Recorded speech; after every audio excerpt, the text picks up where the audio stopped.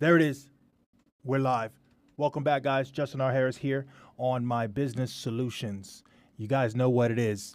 Business scenarios solved every day based on Peter F. Drucker's The Daily Drucker. Love this book. I keep telling you to go get it like I'm making money on the fact that you're buying this book. No, but I'm banking money on the fact that this will change your business. I don't care what your business is. I promise you, look into who this guy is. Don't take my word for it. Go look into it. Google. It used to be back in the day. I say back in the day like this is a long time ago, but probably for some of you young bucks it is. But listen, we didn't have access to all this knowledge. If you had Encyclopedia Britannica or anything like that, that's what you did. And when you wanted to know something extra, you wanted to know something more, and you didn't have a mentor to bring you there, you went to the library or you dug into your own personal collection of Encyclopedia Britannica back then, because that's what you did, right? Now, you got this guy. You got the whole world, literally, just like that. I could say something to you. You can just yell out that keyword, hey, Google, or hey, Siri, or whatever you got, right?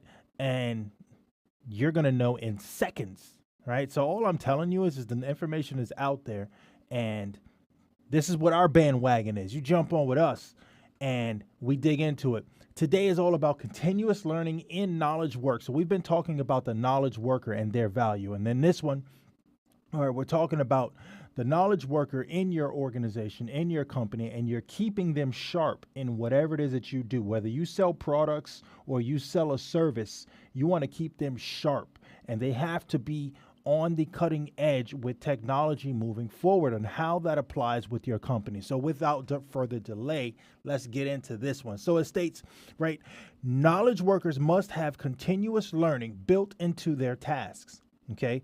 And a knowledge organization has to be both a learning organization and a teaching organization. Okay, knowledge today in all areas changes fast. You guys see it. I mean, you can have a cell phone and it's obsolete 2 years later, right? Computers too, maybe even a year later with processors and cards and stuff like that. It moves fast, right? So with that, knowledge workers become obsolete pretty soon unless they build continuous learning into their work. You build it into your employees if that's the case for you, right?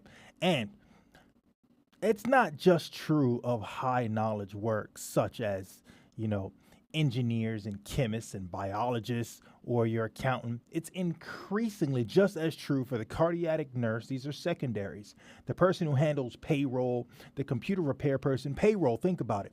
You got QuickBooks, and now you have other software out there that's even sharper than QuickBooks, right? For your bookkeepers and for your accountants and things like that. So it accounts for all of that. Your computer repair person has to be knowledgeable on the newer technology. That person who was your computer repair person 5 years ago, if they weren't staying on top of it, today, they're behind. Tell you right now, look at technology. Look how much batteries have changed in just the past 2 years with, our EV cars and stuff like that. I'm going on a tangent. Let me stay on track here. But also, a knowledge organization depends on knowledge specialists understanding what their colleagues are doing or trying to do. Okay. And for each of them, it has a different specialty, if you will. Knowledge workers need, therefore, to hold themselves responsible for educating their colleagues, okay? Educate your coworkers, as long as obviously it doesn't affect your work, okay? Especially when knowledge base of their own specialty changes. When that knowledge base changes, you need to stay on top of it. And if your colleague or your employee or your work associate, whatever you want to call them, is falling behind because they're not aware and you're not keeping them knowledgeable or you're not helping them along, it helps the production of the team. You're a team, right? Okay, so that means with college workers are well advised to sit down and they need to ask themselves 2 questions. Okay, what do I need to help?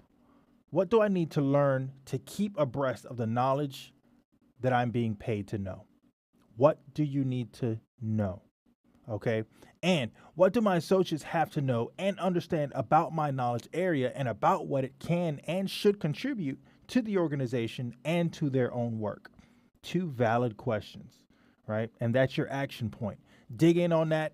Let's turn up performance. You see the economy, understand your products, understand how you can stay abreast of what's going on in this economy.